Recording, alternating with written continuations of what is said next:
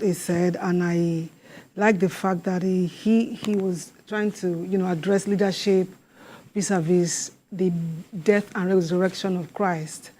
And I want to add my voice to his own because, leadership is all about being selfless. Leadership is all about being responsible. That is, you respond, your ability to respond to issues, to situations without being selfish or self-centered. You are responding to issues, putting to cognizance the majority of those who are being affected by the particular issues you are looking at without being selfish. It brought a lot of things to my mind, and I started thinking about our politicians. And I asked myself that, okay, who are these people? In my head, I put them on two divides. Yes, two flanks, yes. Two flanks of the divide. On one hand, we have those who are, when you talk about lofty sounds like could be negative or positive. So I'm looking at those who are negatively lofty in their offices. These are the ones that would embezzle our money. These are the ones that would not, judiciously spend their constituency allowances. These are the ones that will always want to accrue all the money to themselves, forgetting that tomorrow is there. And you look at the other divide, the positive part of it. These are the people that have this, what you call, this ability to want to do the right thing. People who have the thoughts and have the, they have this, they are very selfless. They are problem solvers. Preach on, sister. They are selfless, they are problem solvers. We know them. Yeah. We know them. Yeah. So I'm saying happy Good Friday to every one of them. Both on both flanks. Just watch it. Well, it's not an accident that both the Muslims and the Christians are observing the season. Both parties are fasting. Yes. And the message is, one message runs through both. Sacrifice, peace, and love. And love, yeah. It's a reminder to all of us that before God, we are one. And that the two religions are from the same source. The founders are all children of Abraham. And if we imbibe the key philosophies of our Lord Jesus Christ and Prophet Muhammad, sallallahu alaihi wasallam, that there will be no need for this stiff-necked competition, killings in the name of God. That if we read the Quran very well, the Holy Book, and then the Bible, and follow the preachings of these two great men, there is just no need for us to, but all along, over time, we have continuously interpreted religion, to meet our own political and economic interest. And that's why we have all sorts of conflict all over the world. Because if you look at the time of the Ramadan, that was the period that the Holy Prophet received the words from Angel Gabriel, that in Islam it is referred to as Jibril. And it's the same Angel Gabriel that also gave words, to the mother of David, Holy Mary, mother of Jesus Christ. Yeah. So it is the same. If you read the Holy Quran, Jesus Christ is mentioned several times, as it is revered. So, I think he's referred to as Anabi Isa. Yes, Anabi Isa. Okay. So there is just no, and Abraham is Ibrahim, in the Islamic faith. Yeah. So there is just no need for us to be fighting each other. People are only using religion, to further their parochial interest. Let for the people. There's no need for us to be fighting. And I think the message here is that religious leaders have very important role to play in conflict prevention and peace building. And it's shagging them to go to the pulpit and preach the words of God so that their leaders and followers can imbibe, the teachings of Christ and the teachings of Prophet Muhammad, sallallahu alaihi wasallam. All right. But it's not an accident that both of you are attempting a bit of preaching. As we start the show today. That is what this is talking Great. about. Okay, one more time. Happy Easter to all of you. Now to our next story. The gruesome murder of military officers and men in the Uheli South local government area of Delta State was going to heighten tension in that part of the country. The situation is not helped by the military declaring some suspects wanted. One of them, a royalty, has turned himself in. News reaching us has it that the Ovie of Ewu Kingdom, I hope I got that right, in the Ughelli South local government area, Clement Ikolo Urukwe I has surrendered himself to the police. The Monarch, one of the 8 persons so declared wanted, said he was surprised to see his name on the list. As far as he's concerned, he has nothing whatsoever to do with the dastardly act. I think it's best to hear from the Monarch himself. Let's go there.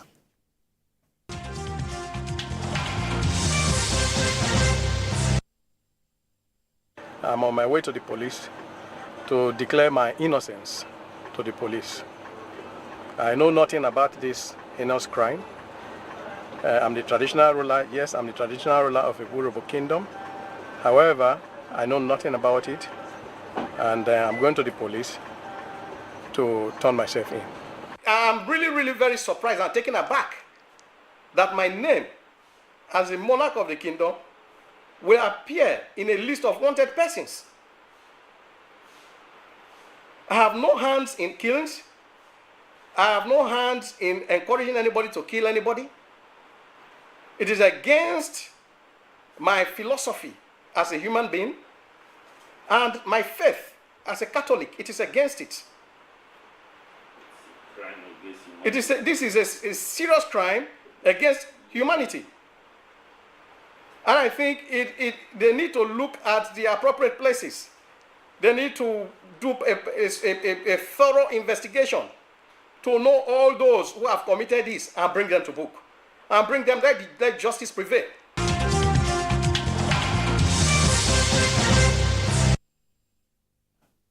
Yeah. Wale, you know, it's like, I've forgotten the man who propounded the theory. He said, if anything can go wrong, it will. Yeah. So this is one of it. Mm.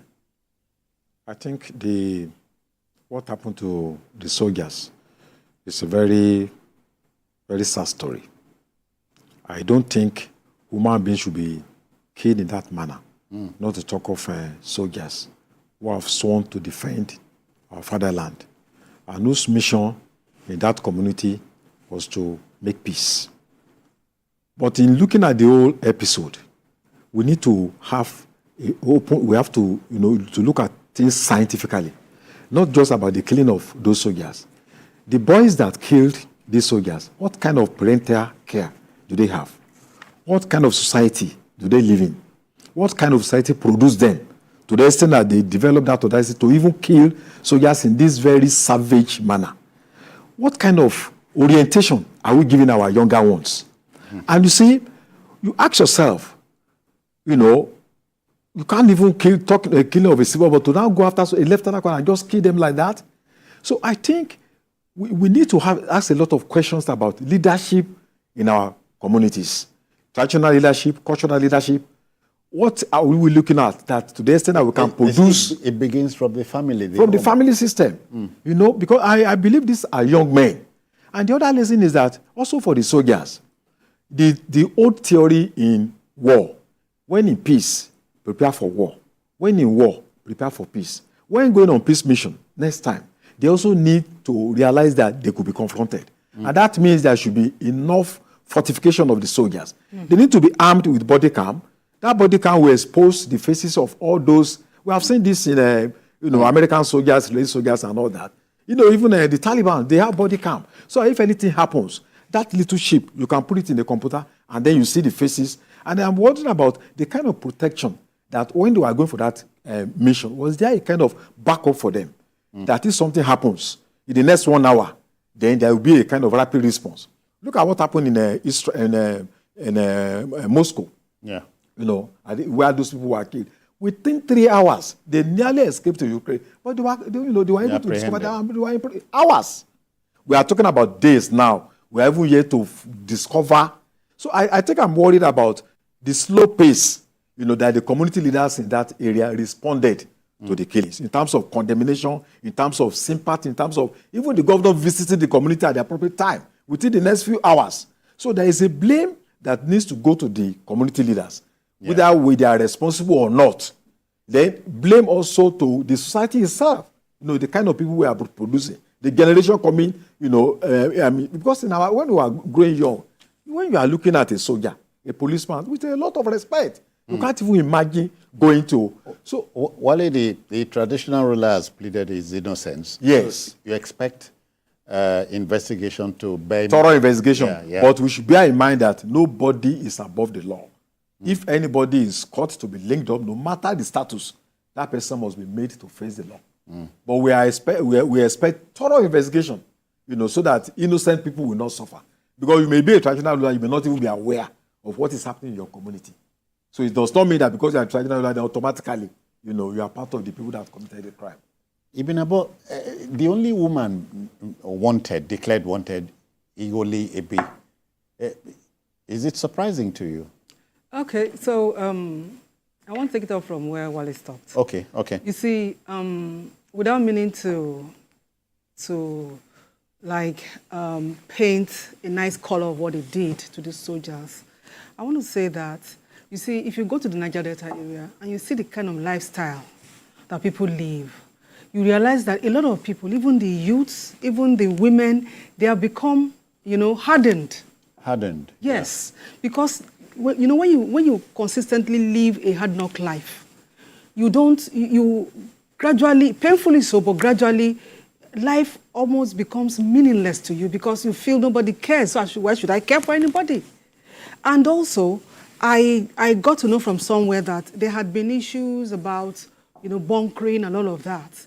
And one of the soldiers, one of the senior officers, Ali, was, particularly against any form of illegal bunkering. So even the military head, they are looking at that aspect too. So I would say that they need to really drill down. They should spread their tentacles of investigation, go all the hog to make sure that they bring all the elements involved in this to book. Like he said, nobody's above the law. Because, look at the sophisticated weapons that they used.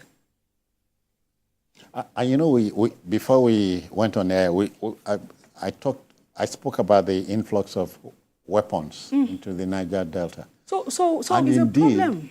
Into the country. It's a problem. Are we talking about our border, the porosity of our borders? Are we talking about because there was a time I read somewhere that the police or the civil defense were able to locate a place where they were fabricating some, arms and all of that. So how well have we, looked into all of these areas? How do we bring in all of these arms into the country? Do they drop from heaven? Do they bring them through our borders, whether land or sea borders? Yeah. What is going on? Because I don't think we are ripe enough to fabricate such high, such High sophisticated, caliber, weapons. weapons. So the questions are all over the place. So it's not difficult to link what happened in the two communities to the news that broke some days back, the Tin Can Island, what do you call it now, Nigeria Customs Service and the NDLEA busted a gun-running thing, people importing hard drugs and weapons. If you read about the United Nations report on proliferation of illicit arms in West Africa, the focal point is Nigeria. We have almost more than 80% of illicit weapons, that you can have in West Africa. They are all in Nigeria. So it's a big problem. Everywhere there are arms everywhere. Even though we have been years talking about handing over of weapons and all that, a lot of people, non-state actors, remain highly armed. And this is an accumulated problem, that has been there over the years. It started in the 80s when the military started using court members to fight student union, and they started arming them. That was what forced pirates and Choyinka out of university campuses. They were arming them to attack progressive students, and some of these people, when they came out of university, they became lost on their own. Yeah. So the idea of bringing weapons into the country, illegally and all that, is an old thing. And we know we have a lot of pockets of community conflict. And we allow these conflicts to blossom. To blossom. So communities, begin to acquire arms in order to defend themselves. So it's also a function of the gradual collapse of state institutions in terms of meeting up to their responsibilities. And this has been able to build distrust among Nigerians to the extent that, you can't just predict your next neighbor, whether you are safe or not. Because we are not just talking of Nigeria data. Even in the southwest, the middle belt, the northeast, everywhere. Every part of our country is hurting. It is saturated with illegal weapons. And I think one of the responsibilities of the current government is to, we have had policies in the past, but I don't think those policies were effective. We need a new policy that can encourage people to hand over their weapons. Yeah. Even about quickly, you forgot to address the only lady amongst the wanted people. It's sad. It's sad, but I said, I'm not surprised because I'm from Niger Delta, and I know that I've seen a few young boys who have grown into men, and they are different than what I used to know of them. So probably due to the kind of hard life they had lived over the years and all of that. So if you look at your benefits from whatever you're going to engage yourself in, you become hardened. It's bad. It should be condemned, but that's what is obtainable now. And that a professor is amongst the wanted. People are desperate. Okay. People are desperate. You see, sometimes you wonder how we flaunt wealth in Nigeria. So you see, the mindset of an average Niger Deltan is that, for goodness sakes, this oil that you're all getting yourself so wealthy from is coming from me, and I'm so poor. So something would give. Yes, they have something propelling them. It is bad. It is condemnable, but they have something propelling them. It is bad. But the government needs to look into that. Well, it makes you sometimes feel we are damned. Well, I think that it's not a hopeless situation. But when we are talking about the Niger Delta, we must also realize that I've been to that place, several years I've been traveling to Niger Delta. These are some of the finest people that you can find all over the world. Peace-loving. I lived in Calabar for 1 year. Yanagoa, all those areas. Wonderful people. Accommodating. Ibn Abon looks peaceful. Beautiful people. Non-violent. Certain material conditions, turned their orientation to the extent that Ogoni people, very peaceful people, but certain conditions, changed their orientation. And that's why the states also has to take a part of the blame.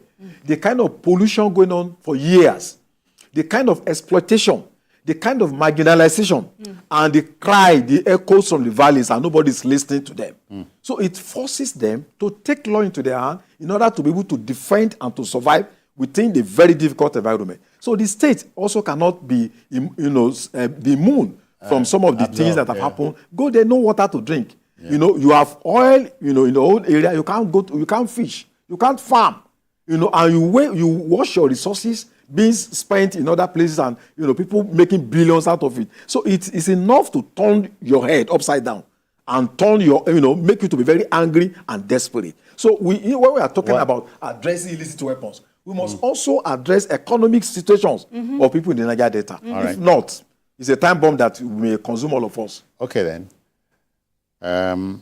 Ours here is simply to mold opinion and allow decision makers to take heed. Okay. Let's go to our next story. Nationwide blackouts are occurring once too many times in our country, and this is a national embarrassment. This tells me we have a problem that needs to be fixed. A conservative estimate states that between 2017 and now, Nigeria's power grid has collapsed close to 48 times. That's embarrassing. And so we have been left in darkness again, as the electricity grid controlled from Osun State collapsed at about 4:30 a.m. we're told on Thursday. Now, the distribution companies, the DISCOs that is, across the country, disclosed that their feeders were out, thereby leaving their franchise areas in darkness countrywide. Even about this is These are times that try men's souls, as we say. These are not funny times. And you see, government should endeavor to explore all the avenues. There's need for attention to solar, to wind, to HFO, that is heavy fuel oil. Yeah. That through all of this means we can get electricity. So when an aspect of production fails, there are other aspects that would augment while we take care of that failure. But in this case, once there's a problem, there's a problem. And I recall there was a time there was an outcry that there was gas constraints. So the issues are there. Meanwhile, the reason man-made. So the government has to do something. What are the root causes? There are many reasons. We are talking about dilapidated equipment. We're talking about a country we live in where we are oil producers, and yet we suffer gas constraints. And don't forget, we are supposed to, I think we are supposed to, for us to have a balanced supply, we should have about 33,000 megawatts. And what do we have on ground? Not even up to 15 megawatts. So we will keep having these problems until government chooses to face it and solve it. Well, because the problems are ones we can deal with. Yeah, I think it's a recurrent problem. Collapse of national grid has become a yearly ritual. And in the last 10 years, I think more than 141 times. It shows that these problems are fundamental. And it shows that for the past years, successive governments have failed to address the problem. And it's also a sign of the fact that we are underdeveloped. Because if you look at Ghana, for instance, 86% of people have access to electricity. In Nigeria, it's just about 59% of people. Ghana even produces electricity megawatts more than Nigeria, 5,000 plus in Ghana. Ghana is just about 30 million people. South Africa, about 58,000. Egypt, about 55,000. Even Ethiopia, about 17,000 megawatts. Yes. So our own now, we are talking about 2,984. Has dropped down from about 4,000. I think the highest we ever goes around maybe 5 to 6,000. 5 to 6,000. So, and when we hit that, we roll out the drum. Yeah. So I think for a population of 200 million, you see, electricity has a lot of implications: security, industrialization, economic growth, health, health services, and even food consumption, agriculture. So if you cannot fix energy, forget about it. Every other thing. 21st century world. 21st century. So I think what the president should do, we have 11 discos. I think we need to register more. There should be, if we are truly a competitive economy, more actors should be brought up to the field. I also think... Sorry, Wally. I thought in the dying days of the last administration, electricity generation and what have you was removed from the exclusive list. But transition of electricity, I think is still being monopolized by the government. So I think the transmission company. We're happy about what happened in Abia State. What has happened there? So I think other states... It tells you it is possible. It is possible for other states too. We should not just be waiting for federal government for everything. The best the federal government can do is to, create the enabling environment. And then we should be talking about regional cooperation. The Niger Delta State, for instance, I think they had Brace Commission at the time, represent all the states in Niger Delta. There should be regional cooperation so that they can have their own electricity generating company. And then the same thing for the Southwest states. Because it's ridiculous that at this age, we cannot provide electricity. And if we cannot do that, every aspect of our life will be affected. Even about, have you heard something like countries do not depend on national grids anymore? Have you heard that? It is tied to development. And like you know, we are still struggling to develop. And I feel that if the government is very deliberate, because there are some issues that should be on the front burner. Yeah. And electricity supply is one of them. So if the government is not taking the bull by the horn concerning the electricity supply, we're going to keep talking about this every now and then. Have you looked at, right from the time of former President Olusegun Obasanjo, you know, if we got it right, by today, the Naira would have been giving back its glory. We have to be deliberate because it's like we are just serving a section that is very, the percentage is so little compared to the larger population. We need to look at all of our problems and I was talking about, analytical ability. We have them in Nigeria, we have problem solvers. We have people who are smart. They are technocrats, they are experts in their field. They can handle these things. But nobody's giving them the opportunity. Why do we have to talk about grid collapse at this time and in this 21st century? When in other countries you find some of their undergraduates are coming up with, they are building, inventing so many things. Yeah. Then we are here talking about the collapse of the grid. Like he said, I'm very happy for what is going on in Abia State, and I hope that other governors will emulate because it is beginning to look like the federal government is too slack on handling this because they are the ones that are at the upper end of it, the TCN. So if they cannot handle this, they should disseminate it. Yeah. Well, Akwa Ibom, for instance, produces from the Ibom power plant somewhere at Ikorobase, produces no less than 101 megawatts. That's a lot. And the whole of the state, I understand, does not require more than 50 megawatts, which is saying if you produce that much, you can sell the remaining. But when you empty 101 megawatts into the national grid, what returns to you is almost nothing. Almost nothing. Yeah. That is why that's a problem. Yes, that's why in terms of transmission, the federal government needs to hands off. They should allow, they should decentralize. The federal government should unburden itself. The federal government is carrying too much burden. Oh, yeah. We should not be talking, we can talk about grid collapse in Edo, in Ekiti, whatever, but national grid collapse. At the provinces. The provinces, it shouldn't happen.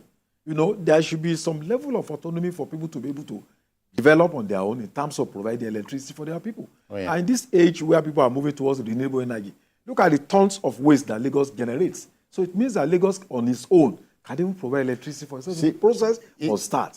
In the ECN of yore, Electricity Corporation of Nigeria of yore, Enugu produced coal. Coal, yeah. We had energy from coal, And so are you asking me, South Africa still depends on Over coal? 70% of provision of energy in South Africa is from coal. Coal. So what can be... We have no excuse. We just need to get people that are determined, who are ready to create a kind of paradigm shift from the rot of these past years. And I think it is possible. It's possible for us to... Even about if in a 21st century Nigeria, we are still importing bitumen when we have the second largest deposits in the whole world here in Nigeria. It tells you something is wrong. It's a shame. Something is wrong. So our leaders should go back to the drawing board and do the right thing because we cannot continue to live like people who live around water and yet they are always thirsty.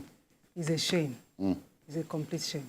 All right, we'll take a breather now, go on a commercial break, but please stay with us. Don't go just yet.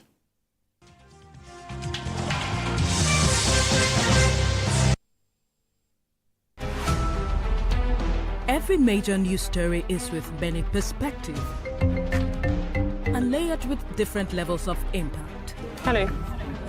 What time did this happen? We will be right there.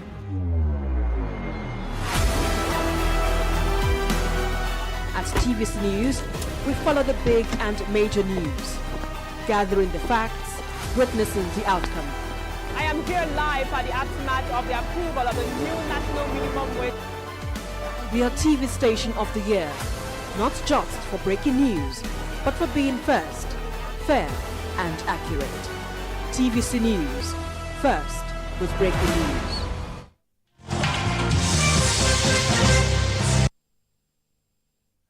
All right, Wally, in taking these power problems home, we are saying we have had one collapse of the national grid, too many. Yeah. I think we can tell ourselves enough is already too much. Yeah. Enough is enough, because as it is now, we are in the level of a country like Mali, that just about 53% of the population, access to electricity. So how can we be calling ourselves giant of West Africa when Ghana has better provision of electricity?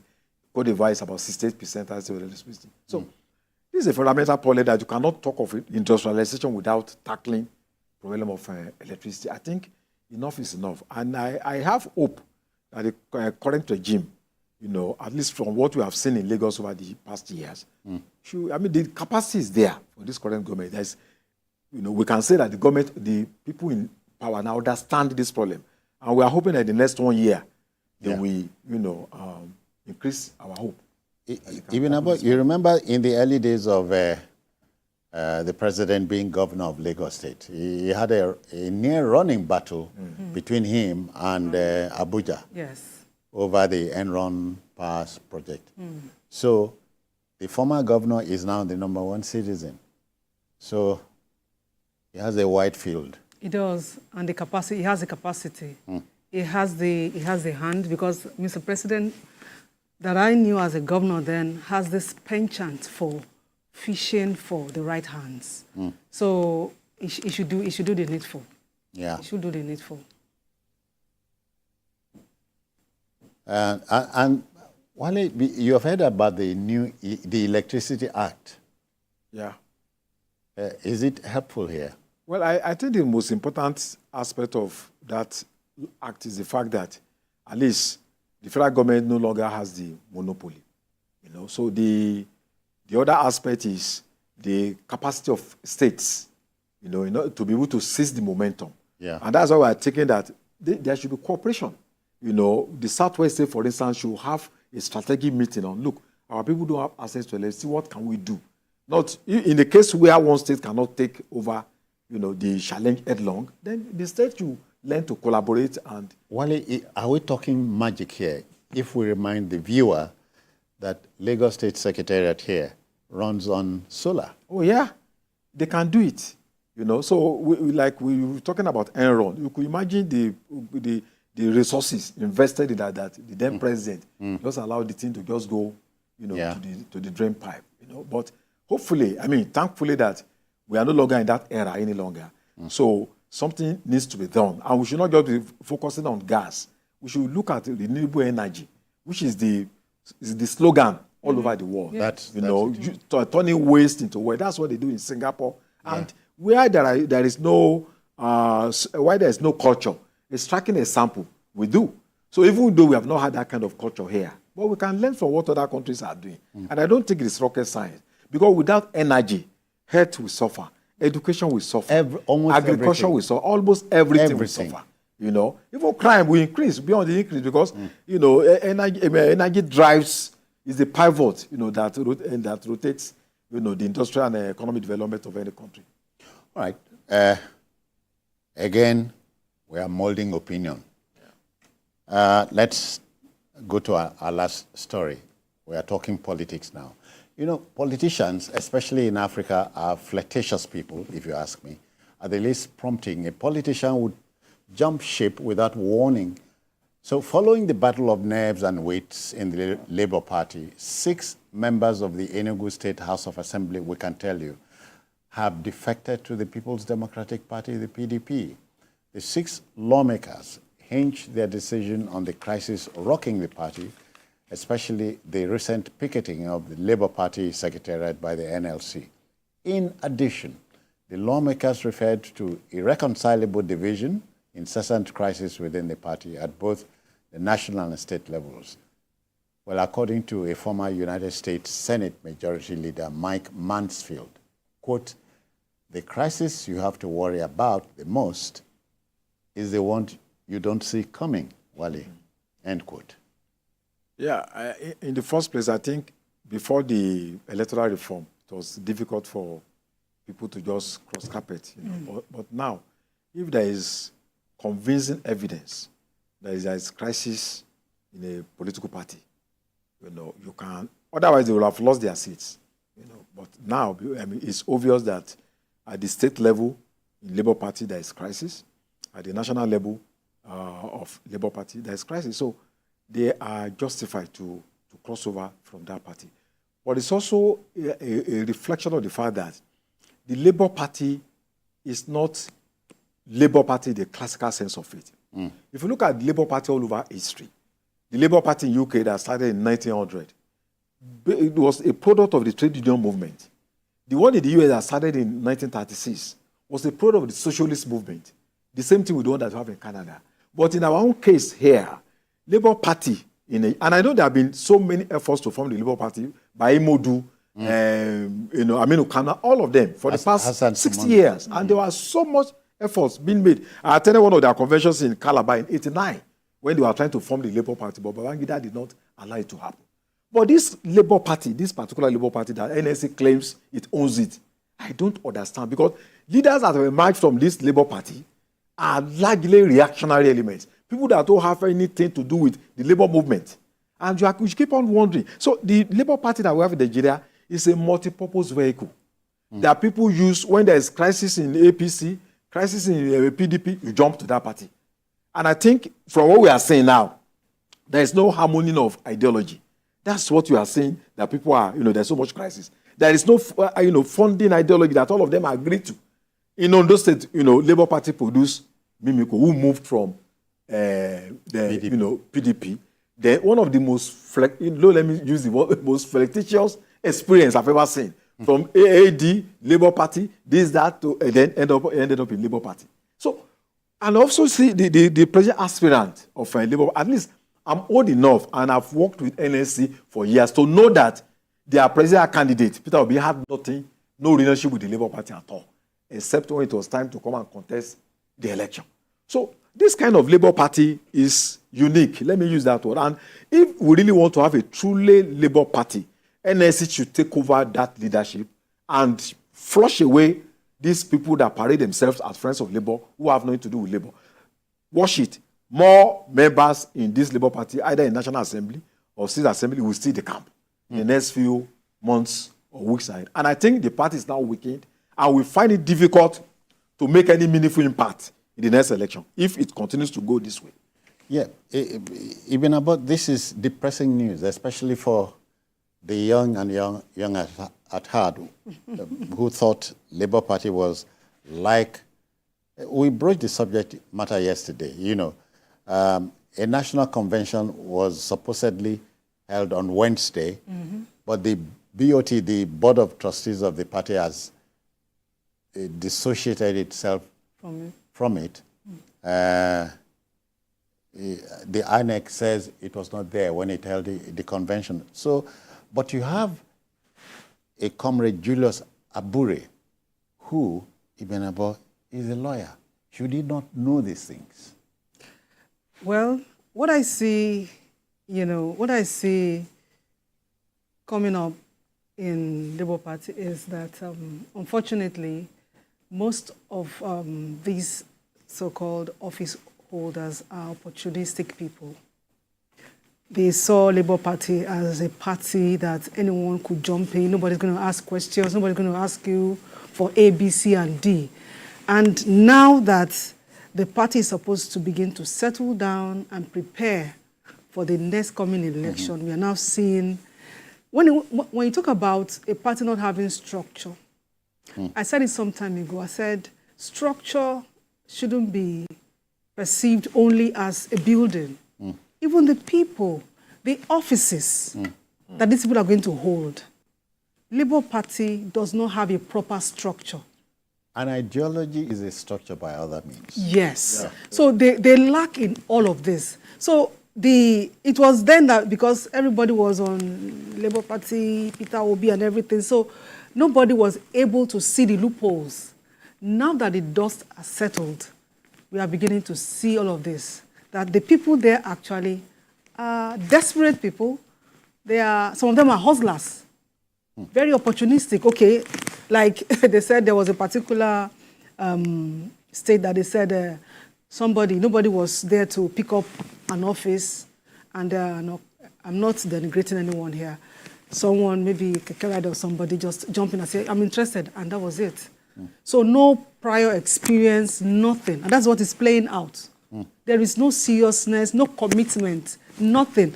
Where are the rules? Don't they have a rule book? And these problems are man-made. Don't they have a rule book? At least if there's a rule book, somebody should be following the rule book. No, nothing. Everything is just being done haphazardly. Here, all comers. Where are you? Come and join. It's happening. No. That is what is playing out. So until the right thing is done, the lovers of this party, the people with the right ideologies, to sit down and draw up the rules. Yeah, but Wale talked about the NLC taking up this embattled baby. But the NLC itself is Wale, embattled. the NLC picketing the Labour Party headquarters was wrong. Well, you see, I think if a party belongs to you, there are a lot of things you can do beyond picketing. How many times have we seen NLC recruiting new members for Labour Party? How many times have we seen funds being distributed from one home to the other, asking people to come and join Labour Party? How many times have we seen seminars, workshops being organized to even debate about the economy and then the position of the Labour Party? The members of the Labour Party are at the National Assembly. Have they come out with any divergent ideological position on the state of the nation? No. When you see them speak, there is nothing that stands them out, like compared with when Uchomole is speaking on the state of the economy, who was a Labour leader anyway. So the Labour Party should distinguish itself ideologically, in terms of structure, in terms of orientation, in terms of foreign policy, in terms of its policy on the economy. So as we are speaking, I have not seen that happening. So may I just picket in the office and so what happens at the end of the day? Do that now translate to popular acceptance by the Nigerian masses? If we really want a party that is owned by Labour, a lot of work needs to be done. We may be blaming all these politicians or these, but a lot of work. You need to do a lot of work to win an election. You have to go to Unguru, you have to go to Itigidi, you have to go to all over the country. You must mobilize people. You must convince them that this party is the alternative for them. And it's on that basis that they will come to you and say, okay, we want to join your party. Not just this kind of a gangsterism, that does not translate to convincing Nigerians that this party, offers the better alternative, better than those that are in power. Ibn Abbas, so let's go there now. Jumping ship at a time like this cannot be the best option. I may be wrong. I'm not a politician. I don't know how it works. For the 6 assembly members. Yes. You blame them. Now let's look at it. The governor of the state is a PDP man.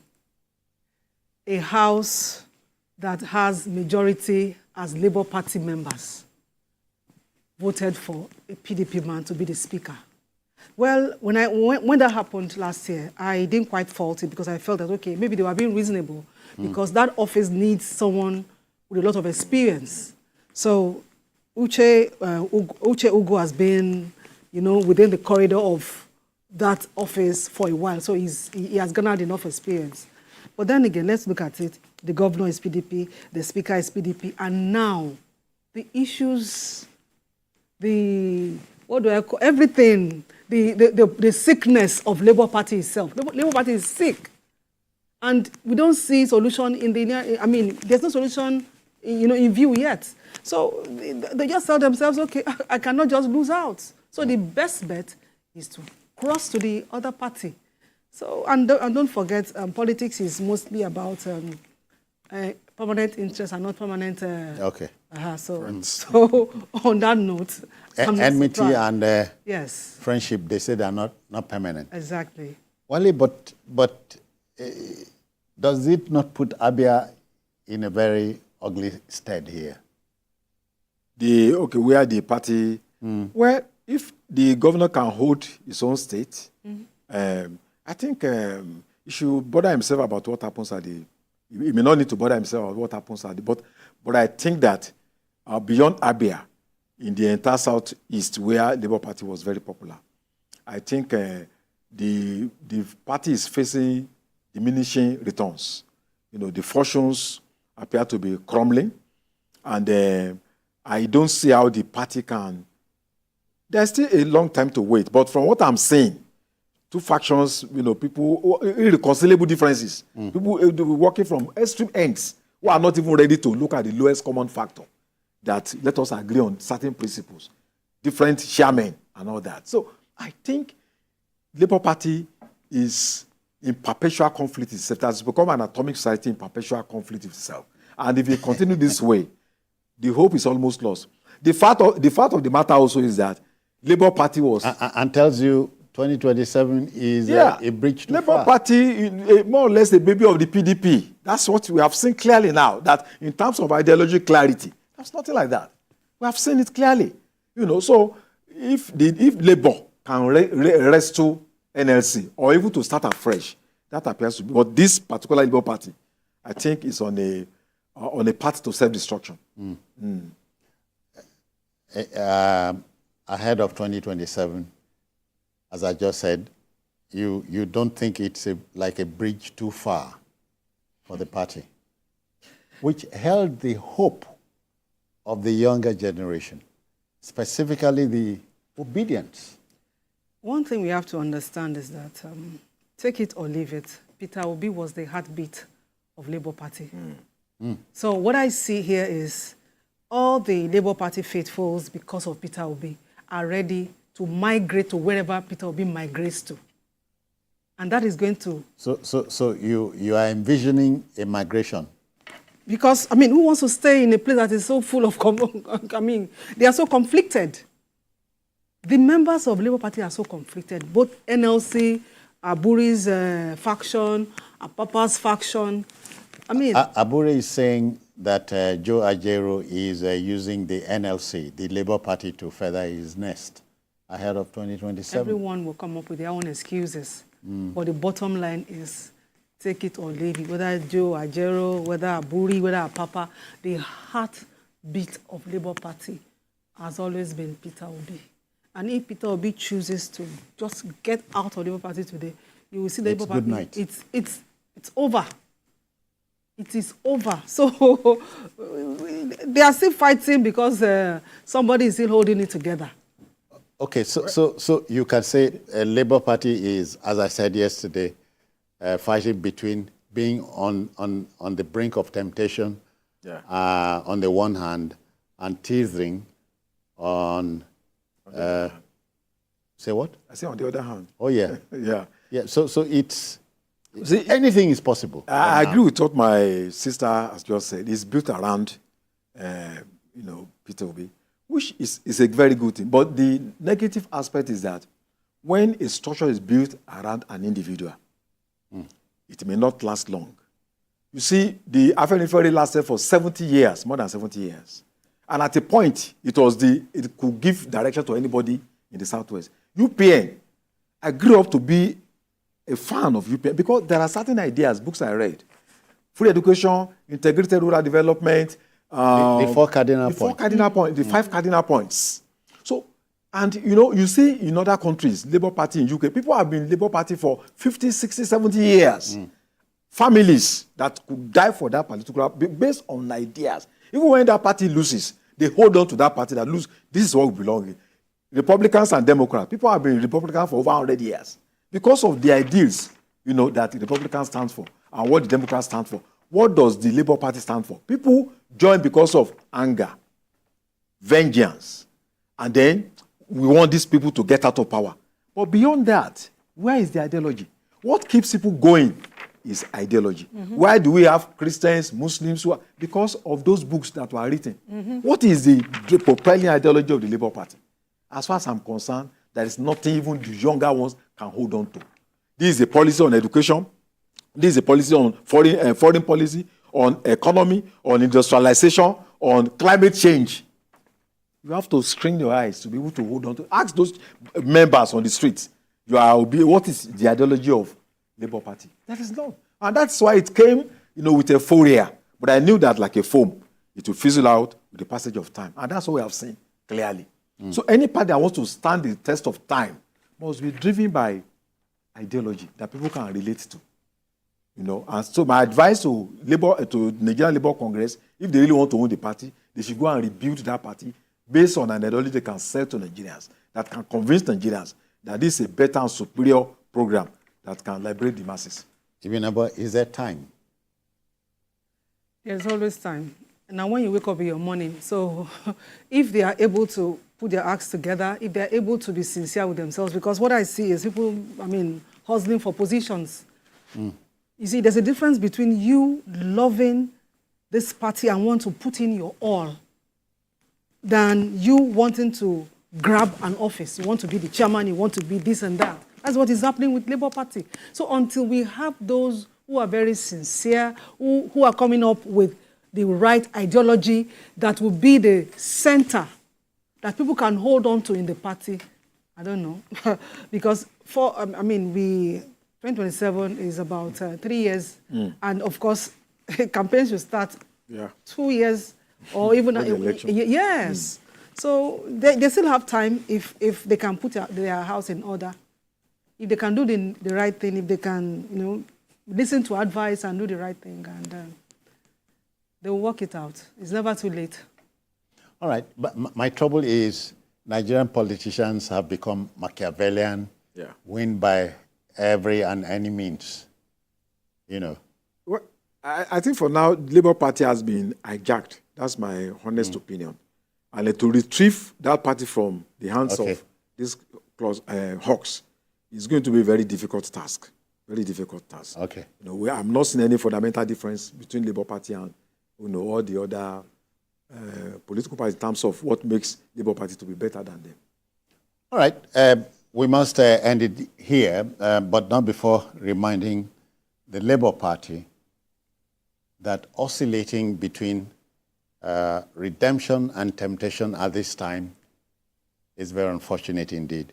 Well, let me thank you, Wale Adeoye, for coming. Thank you very much. And Ibn Abo Dixon, many thanks for your time. Thank you.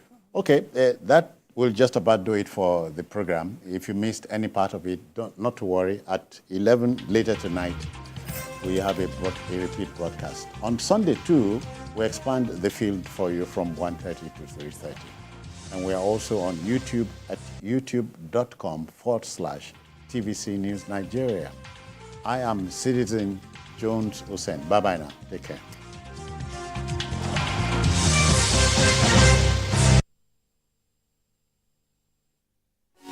If you want to become something, become a child again. Why be a patient? If you must worry, then worry about winning. Why worry about germs? When you come home, bring tales and stories. Why bring in germs? Shield your families from germs. When Dettol is a part of every household bucket, then you and your family can stay protected from up to 100 illness-causing germs. Everyday use of Dettol keeps my loved ones protected. Madam, good morning. This one way everybody they follow you go market this morning. We go. It don't reach where these boys them go collect their vaccination. But Peter and John, they no be small pikin again. Landlord, vaccines dey for everybody. Small pikins them get them own. Big pikins them like Peter and John, where they from 5 to 18 years, then get their own. Even people like you, where they your age level get their own. Like COVID vaccine, hepatitis, tetanus, and other vaccines them. I beg, it dey too early for you to make me laugh. Papa landlord, no be joke o. Make you just waka go health center, make you for know the correct vaccine for you. E go better, make you follow who no road. Vaccine no be for only small pikin dem. Boost your immunity for any age. Any health center to know the vaccine when you need. Or call 7722 for more information. Follow who no road. Bye, Mom. He's going to play in this weather? Why did you let him go? He might fall ill. And if he doesn't go out for practice, how will he win more trophies? To protect our family from illness-causing germs during the rainy season, we use Dettol soap every day. Dettol with germ defense gives you protection. Rainy season brings a lot of germs, and Dettol soap's germ defense protects you from up to 100 illness-causing germs. Dettol soap is endorsed by the Nigerian Medical Association. Be Dettol sure. The following is a paid presentation by ShopX TV. Today, there are many complex, boring, expensive, and useless exercise machines in the market. Or you pay over 400,000 naira a year for gym membership and never go. ShopX TV is proud to introduce Total Crunch Evolution, the compact, versatile fitness solution that is perfect for you. With Total Crunch, you get a complete fitness workout in one machine.